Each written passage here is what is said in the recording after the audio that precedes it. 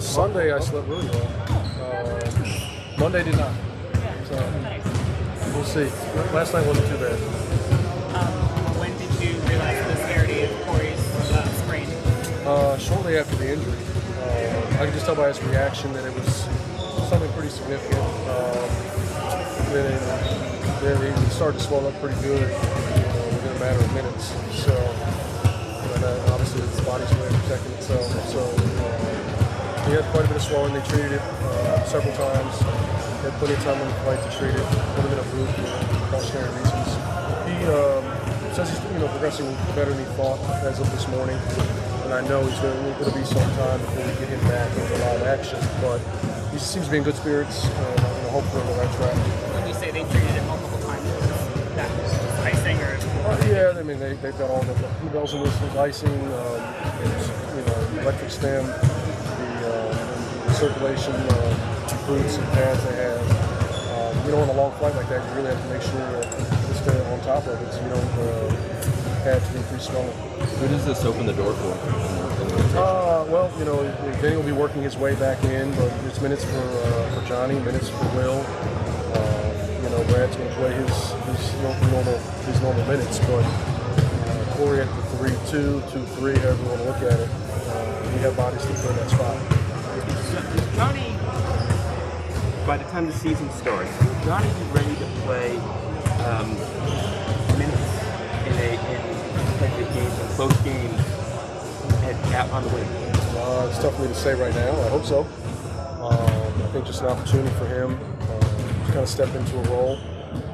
We talked about it preseason. The way our depth is laid out, it's tough to kind of pencil in a lot of minutes for a young player right now. So he's going to have opportunity, and hopefully he takes full advantage of that opportunity, much like the way Corey did last year. I know he played in a position that's pretty foreign to him out, but how, other than that, how has he looked? How did he look in those two preseason games? Well, he struggled. Honestly, I'm not surprised because I put him in a point guard's position that he's never played, and I did that intentionally to see how he would handle it. And the group, not just himself, but you're playing with three bigs out there. It's not an ideal pairing, so it was touch and go, which I expected. So, and I told him. I said I put you in a disadvantaged position, and I wanted to see how you would do. And I'm not concerned about the result. I've seen him play well in different stretches. I've seen him have great practices. So I'm not overreacting to that window, that 7-minute window. It's just kind of an opportunity for me to put him in a tough spot and see how he responds. Is Denny making progress? Denny is making progress. He's a partial participant today. Still, in a ramp-up phase. Doubtful, in my opinion, right now for Charlotte, and hopeful for last year's season. In the partial, did he do anything live or? No. It was just the drill stuff and the shooting. We were able to get up and down quite a bit today, but none of the competitive stuff. Do you expect that he would be able to do live stuff in the next 2-3 practices? I hope so. I honestly don't know at this point. We'll see how he responds, but I anticipate as he ramps up, be a little bit more each day. On Corey, did he get any MRI or did you guys rule out a high ankle sprain? Yeah, he did it all. He did MRI, X-ray, the whole nine, and it pretty much checked out as a sprain. I'm not going to give it a medical diagnosis, but it's pretty significant in my opinion.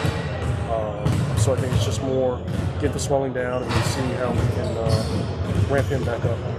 As he kind of goes through treatment, will he be around the practice facility at all? Or is he just kind of No, he'll be around. Yeah, he'll do it here. I think it's more this being training camp as we continue to implement. He won't be a part of the drills, but just kind of watching the learning and the teaching part, and then he can get his therapist treatments behind some of the competitive, parts of practice. How's it having March Sports out here? Oh, it's great. It's a great opportunity for a guy. We want to encourage our alumni to be around. He had a 15-year career, so the guy has played for multiple teams, but he's had an opportunity to play here for quite some time. Obviously, him and Brad have a connection. They played together. Some of the coaching staff has been around me, and he can impart quite a bit to our young guys, to our bigs. So to have him around for as long as he wants to stay, I love it. So I think it'll be at least a week, but we're going to take full advantage of it while he's here. USC was obviously a guy that was one of the best screen centers in the league. Is that something right away he can teach you? Yeah, I think so. Just the timing, the angle, and there's so many nuanced things. The game's within the game that as a young player can pick up. But he certainly has all the tricks. If he can impart any of that on a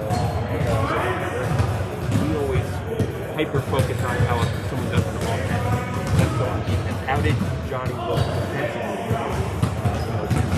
I think he was solid. He wasn't great, and none of us were. So that's not an indictment on him. I think the three things that really stood out to me: defensive rebounding is an area of concentration, transition defense, and then the one-on-one. That's one thing that kind of gets glossed over.